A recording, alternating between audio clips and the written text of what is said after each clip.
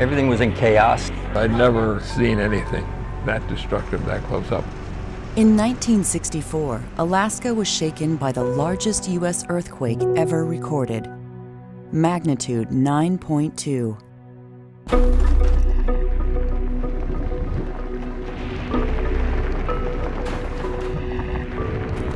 Shaking went on for over 4 minutes. 143 people died. Total property loss in 2013 dollars is estimated at $2.3 billion. There were gaping fractures, massive landslides, and the destruction of water mains, gas, sewer, telephone, and electrical systems. The epicenter was in Prince William Sound, 74 miles southeast of Anchorage, yet effects were observed as far away as Texas and Louisiana. What the 1964 Great Alaska Earthquake taught scientists was as profound and far-reaching.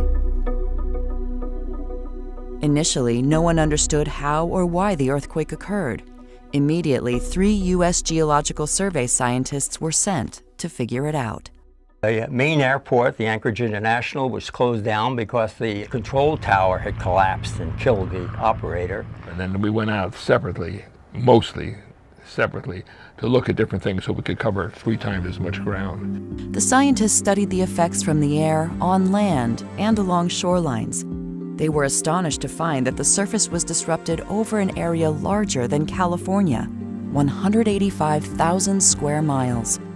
Some areas dropped down as much as 8 feet, and others rose up by as much as 38 feet.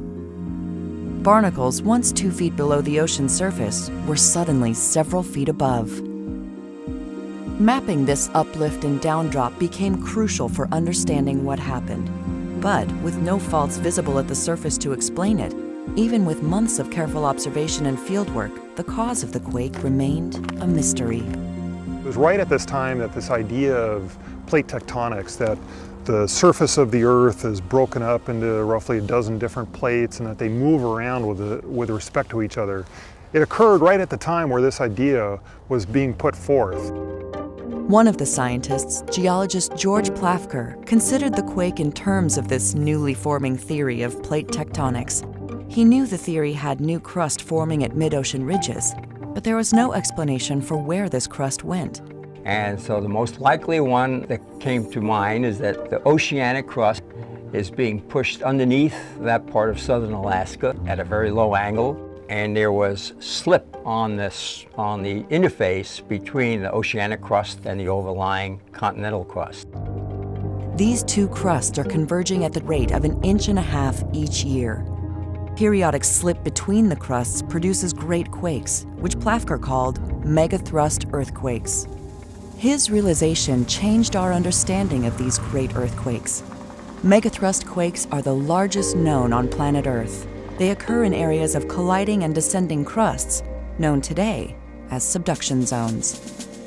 The uplift and downdrop of large areas from these quakes is a result of the crust being compressed over years of the plates converging. It releases like a spring, which is the earthquake. Seaward areas are uplifted, while landward areas drop down. George Plafker identified this pattern common to megathrust quakes in subduction zones.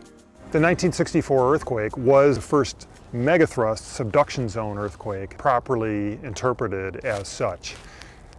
As a result of that, essentially every other large subduction zone earthquake around the world sort of falls in the shadow of what we learned from the 1964 earthquake.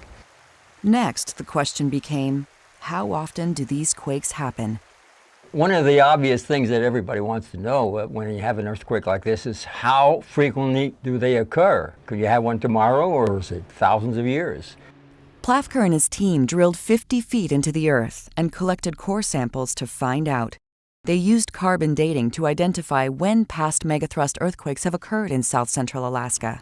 It's just an example of what has happened in the past, and the analog for that is what happened in the 1964 earthquake, namely an abrupt uplift of a broad area of mud flats that are intertidal, and then sudden appearance of freshwater plants growing on that surface. In the cores, where the remains of land plants overlie ocean sediments, this marks a moment of sudden change, a past megathrust quake. Dating the plant remains provides an age for that quake. The team discovered 9 megathrust earthquakes have occurred in south central Alaska over the past 5,500 years. The average time span between these quakes was 630 years. Another devastating effect of the 1964 Great Alaska Earthquake was a series of deadly tsunamis. The largest, triggered by the shifting of plates when the quake began, traveled across the Pacific, wreaking havoc in coastal Oregon, California, Hawaii, and beyond.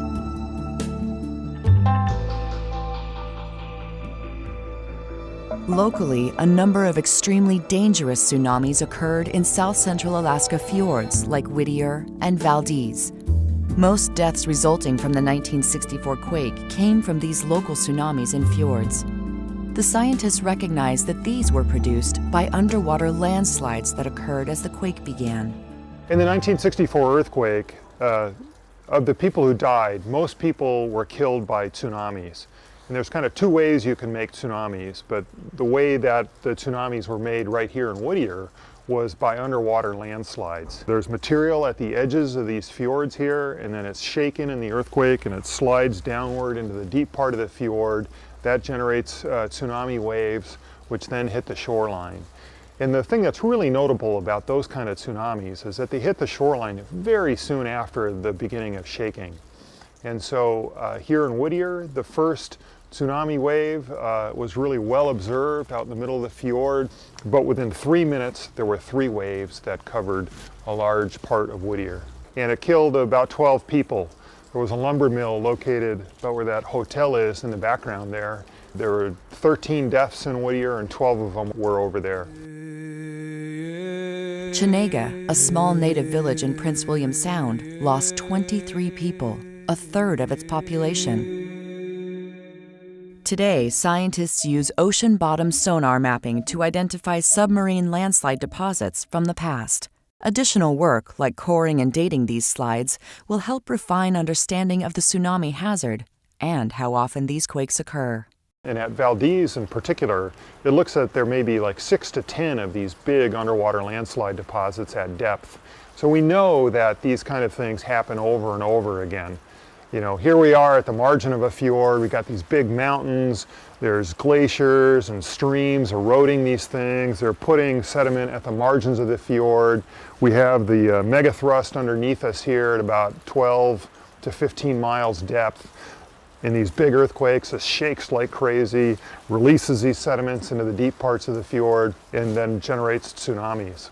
So if you're living at the edge of a fjord or recreating and an earthquake happens, a really important thing to do is to travel to high ground right away. You don't want to wait to hear a tsunami alarm or anything like that. If you feel strong shaking that feels like a strong earthquake, you need to head uphill right away. Don't wait till the earthquake is over.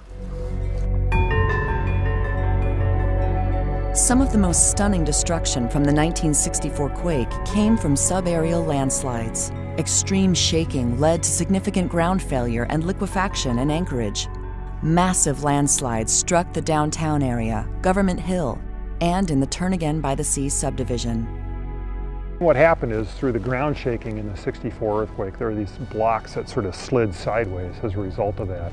And then some buildings collapsed into those areas. Sometimes the edge of a building was sticking off where it had failed underneath there. There were a few people killed as a result of the damage of these buildings in the 64 earthquake. The widespread damage and loss of life from this earthquake led to a determination to use science to save lives in the future.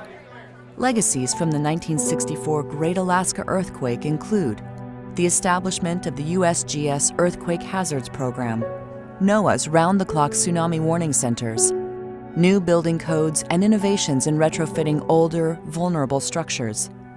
As part of the Advanced National Seismic System, the USGS now routinely monitors all earthquakes that occur in the U.S.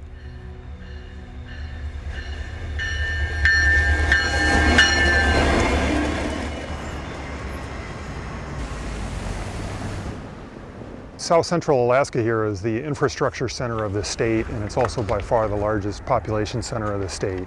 And the work that we do, it involves basically the fundamental characterizing of the earthquake hazard, knowing which faults are active, which faults can produce earthquakes, understanding how often those earthquakes occur. And another part is understanding the local tsunami hazard, getting an idea how often they occur, and doing tsunami modeling to understand where people would be hit by these tsunamis.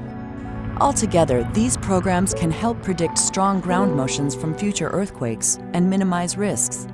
For example, scientists learned that Valdez was so unstable and at such risk for earthquakes that the entire town was moved. In recent years, megathrust quakes in subduction zones, accompanied by tsunamis, have occurred in Indonesia, Japan, and Chile. The 1964 Great Alaska Earthquake changed our understanding of earthquakes and tsunamis, and had a profound and lasting impact on how scientific knowledge can be used to help reduce risks and save lives.